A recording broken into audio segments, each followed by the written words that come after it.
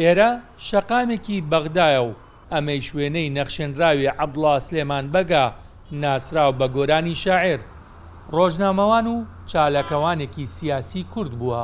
وێنەکەی لەلایەن ئەمانەی بەغداوە نەخشێنراوە لە چوارچێوەی پرۆژەیەکی جوانکاری شەقامەکانی بەغدا. نووسەران و ڕۆشنبیرانی کورد لە بەغدا نەخشاندنی وێنەی گۆرانی شاعیر لە شەقامەکانی ئەو شارە جێگای دەستخۆشیە و مانای گرنگی هەیە کە شاعیرانی کورد لە عێراق کاریگەریان هەبوو و دەمێنێتەوە. ئەمە نامەیەکی زۆر پیرۆزە، مەبەستی یەکەمی بتۆکردنی برایەتی کورد و عەرەبە لەلایەن چەند کەسێک کە لە ناخەوە دۆستی کوردن. ئەگینا ئەمە هەموو لە پرسەوەکانی عێراق بڕوا بکە کەمیان ئەو هەوڵەیان هەیە بۆ بتۆکردنی ئەو برایەتیە. داواکەم لە جەنابی پارێزگاری هەڵەبجە بە هەمان شێوە وەڵامی ئەمان بداتەوە و ڕسمی یەکێ لە گەورە شاعیرەکانی عێراق وەک نازک المەلائیکە یا عەبدولوهاب البەیاتی یان بەدر شاکر سەیاب، ئەوانەی کە وەختی خۆی زۆر دۆستی کورد بوون و کوردیان خۆشویستووە و لە شێعرەکانیان ناوی کوردیان هێناوە بە جوانی. ئەمانەی بەغدا پرۆژەیەکی ڕاگەیاندووە کە لە شەقامەکانی بەغدا وێنەی نووسەر و شاعر و کەسایەتیەکانی عێراق بنەخشێنرێن تا لەو ڕێگەیەوە ڕێز لە خزمەتیان بگیرێ. جگا لە وێنەی گۆرانی شاعر، وێنەی جەواهری و نادیە موراد و زوها حەدید و چەند کەسایەتیەکی دیاری نەخشێنراوە. تم اختيار هذه الأماكن لتنفيذ لوحات جدارية تخلد.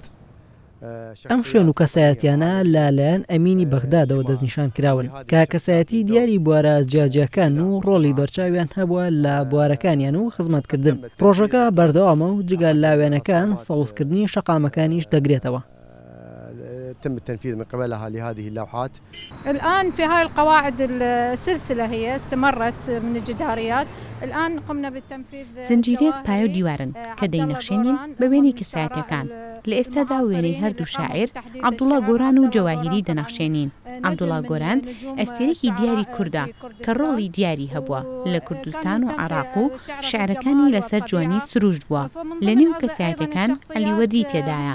هەروەها هەندێک کەسایەتی و ئەستێرەی تەلارسازی تێدایە وەک زوها حەدیدی و محەممەد مەکی. بعض الشخصيات المعمارية منها النجمة زوها حديد والنجم محمد مكي.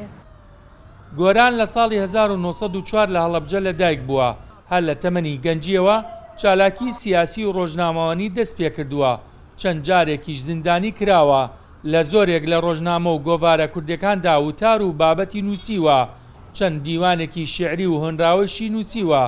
گرنگی گۆران لەوەدایە کە یەکەم هۆزانوانی نوێی کووردە کە شێوازی عەروزی عەرەبی لە هۆنراوەی کوردیدا لابردووە و بە شێوازی فۆلکلۆری کوردی هۆنراوەی نووسیوە. بێستون سەلام، کورسات نیوز، بەغدا.